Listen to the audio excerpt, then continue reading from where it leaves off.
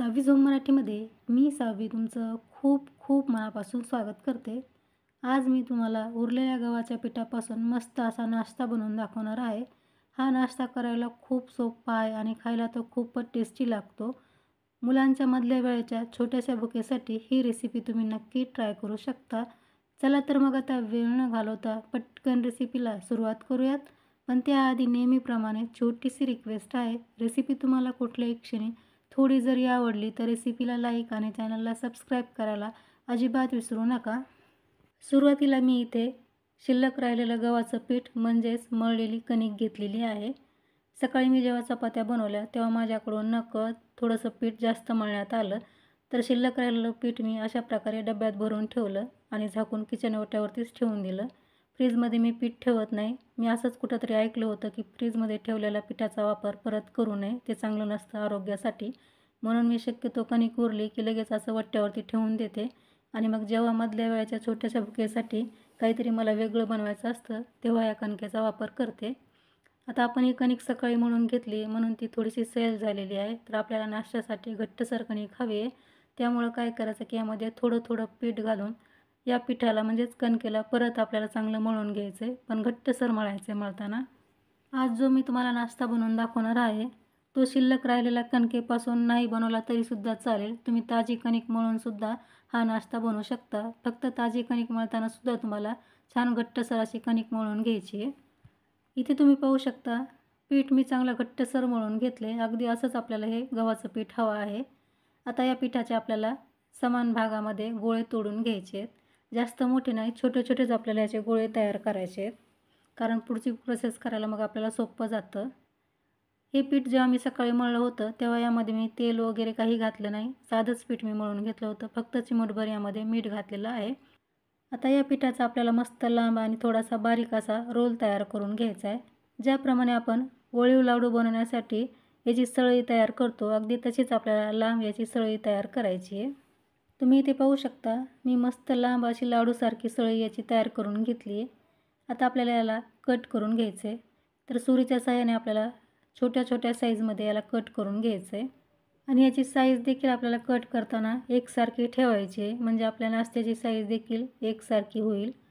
तर अशाच प्रकारे आता आपल्याला हा संपूर्ण रोल कट करून घ्यायचा आहे. तुम्ही पाहू शकता कट करताना हे किती गोड दिसतं आहे.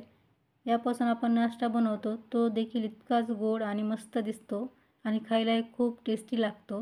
तर इथे मी संपूर्ण रोल कट करून घेतला आहे. आता हे तयार केलेले किंवा कट केलेले पिठाचे गोळे आहेत ते आपल्याला सेपरेट करून घ्यायचे आहेत आणि थोडेसे बाजूलासुद्धा ठेवायचे आहेत, म्हणजे आपल्याला नाश्ता पटपट करता येईल. आता मी काट्याचा चमचा घेतला आहे. या चमच्याने आपण नाश्ता तयार करणार आहोत. आता तयार पिठाचा गोळा घ्यायचा आणि या काट्याच्या चमच्यावरती अशा प्रकारे आपल्याला ठेवायचा आहे आणि बोटाने याला थोडंसं प्रेस करायचं. प्रेस केल्यानंतर थोडंसं पातळच करायचं आहे आपल्याला आणि अशा प्रकारे याचा रोल तयार करून हा नाश्ता बनवून घ्यायचा आहे. खूप सोपा आहे, अगदी इझिली तयार होतो आणि पटपट तयार होतो. खूप जास्त वेळाला लागत नाही आणि खूपच क्यूट दिसतो. तुमच्या घरात जर लहान मुलं असतील तर हे काम तुम्ही त्यांना देऊ शकता. मुलं हे काम अगदी आवडीने करतील, कारण करायला खूप सोपं आहे. पाहू शकता तुम्ही इझिली हा नाश्ता तयार होतो आणि खायलाही तितकाच भन्नाट लागतो. एकदा नक्की ट्राय करा आणि कसा झाला हे मला कमेंट्समध्ये नक्की सांगा. तुम्ही माझी आजची रेसिपी इथपर्यंत पाहत आलाय म्हणजे ही रेसिपी तुम्हाला आवडते अशी मी आशा करते. रेसिपी तुम्हाला आवडत असेल तर प्लीज रेसिपीला लाईक करा, जास्तीत जास्त शेअर देखील करा आणि चॅनलला तुम्ही पहिल्यांदाच आला असाल तर आपल्या सावी झोन मराठीला सबस्क्राईब करून समोरील बेल आयकॉनला क्लिक करायला विसरू नका, कारण जेव्हा कधी मी नवीन रेसिपी अपलोड करेन त्याचं नोटिफिकेशन तुम्हाला सर्वात अगोदर मिळेल.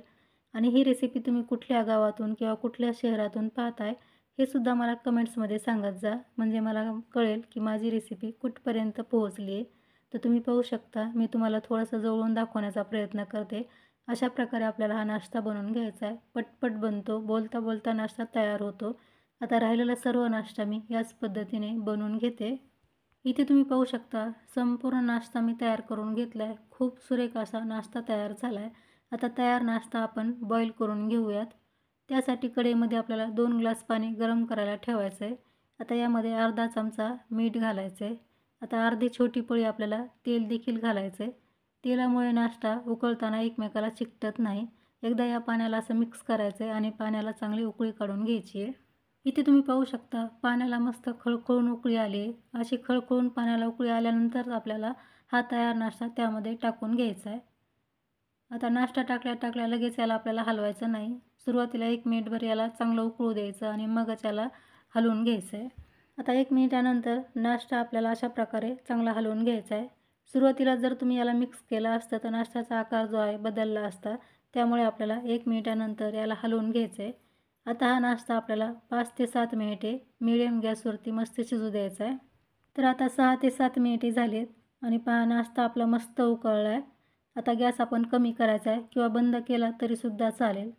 आता हा नाश्ता आपण झाऱ्याच्या साहाय्याने बाहेर काढून घेऊयात. याला शिजण्यासाठी 5 ते 7 मिनिटे पुरेसे होतात. पण तुम्ही याला थोडंसं जाड बनवलं तर शिजण्यासाठी त्याला थोडासा जास्त वेळ लागू शकतो.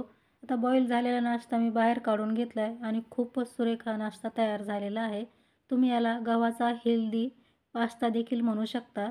आता हे शिल्लक राहिलेलं पाणी आहे ते आपल्याला फेकून द्यायचं नाही. याच पाण्यापासून आपल्याला आता नाश्त्यासाठी सॉस तयार करून घ्यायचा आहे.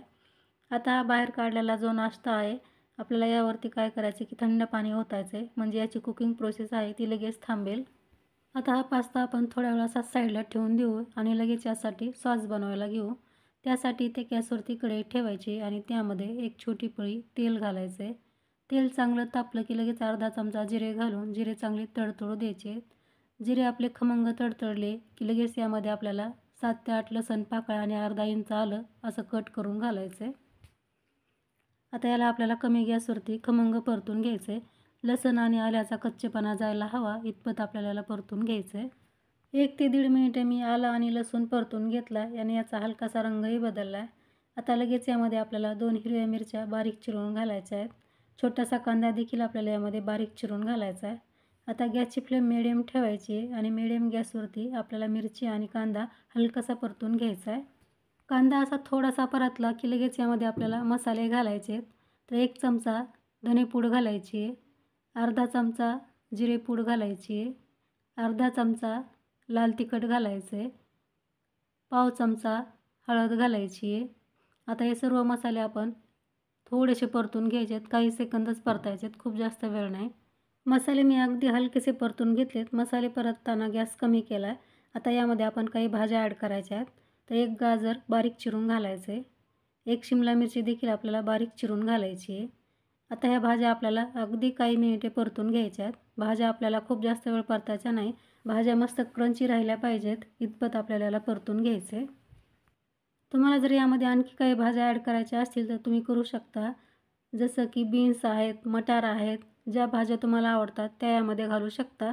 माझ्याकडे एवढ्याच भाज्या होत्या म्हणून मी इतक्याच भाज्या यामध्ये ॲड केल्यात.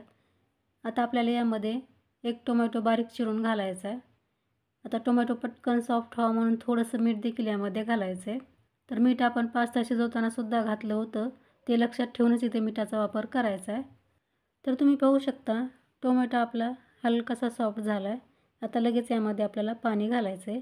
नॉर्मल पाणी न घालता आपण ज्यामध्ये पास्ता बॉईल करून घेतला होता किंवा शिजवून घेतला होता त्याच पाण्याचा इथे आपल्याला वापर करायचा आहे. तर संपूर्ण पाणी यामध्ये मी घालून घेतलं आहे. आता याला आपण चांगलं मिक्स करून घेऊयात. तुम्हाला पास्त्यामध्ये सॉस किती प्रमाणात आवडतो त्यानुसार तुम्ही इथे पाण्याचा वापर करायचा आहे. आता लगेच यामध्ये आपण 1 छोटा चमचा मॅगी मसाला ॲड करायचा आहे आणि याला परत एकदा हलवून घ्यायचं आहे. मॅगी मसाल्याच्या ऐवजी तुम्हाला जो मसाला इथे आवडतो त्याचा वापर तुम्ही करू शकता. पेरी पेरी मसाला देखील तुम्ही यामध्ये घालू शकता किंवा इतर कुठला मसाला तुम्हाला आवडत असेल तो देखील तुम्ही इथे घालू शकता. आता या पाण्याला आपण उकळी काढून घ्यायची आहे. अशी पाण्याला उकळी आली की लगेच यामध्ये आपण बॉईल करून घेतलेला पास्ता घालायचा आहे. आता याला परत मिक्स करायचे. गॅसची फ्लेम मिडियमच ठेवायची आहे.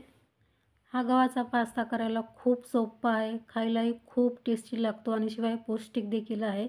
तुम्ही एकदा हा पास्ता नक्की ट्राय करून पहा. मी गॅरंटी देते की नेहमी हा पास्ता तुम्ही बनवून खाल. आता पास्ता आपला चांगला मिक्स झाला आहे. आता गॅस आपल्याला मीडियम ठेवून याला 1 ते 2 मिनिटे या पाण्यामध्ये छान शिजू द्यायचे. 2 मिनिटे मी पास्ता चांगला शिजवून घेतला आहे. आता वरतून आपल्याला बारीक चिरून घेतलेली कोथिंबीर घालायची आणि परत याला एकदा चांगलं मिक्स करून घ्यायचं आहे. तर इथे आपला मस्त गव्हाचा पौष्टिक असा पास्ता खाण्यासाठी तयार आहे. गरमागरम पास्ता सर्व करायचा खूप टेस्टी लागतो. तुम्ही एकदा नक्की ट्राय करून पहा. आता तुम्हाला हे पाणी थोडंसं पातळ वाटत असेल पण हा थोडा थंड व्हायला लागला की पाणीसुद्धा घट्टसर व्हायला लागतं. म्हणून थोडासा आपल्याला इथे असा पातळच पाणी ठेवायचं आहे. तर आता हा पास्ता आपण लगेच सर्व करूयात. रेसिपी तुम्हाला कशी वाटली हे मला कमेंट्समध्ये नक्की सांगा. रेसिपी आवडली तर रेसिपीला लाईक, शेअर करा आणि चॅनलवरती जर पहिल्यांदाच आला असाल तर प्लीज आपल्या सावी झोम मराठीला सबस्क्राईब करून समोरील बेल आयकॉनलासुद्धा क्लिक करायला विसरू नका. कारण जेव्हा कधी मी नवीन रेसिपी अपलोड करेन त्याचं नोटिफिकेशन तुम्हाला सर्वात अगोदर मिळेल. तर लवकरच भेटू आणखी एका अशाच छानशा रेसिपीसह. तोपर्यंत मस्त खा आणि हेल्दी राहा. धन्यवाद.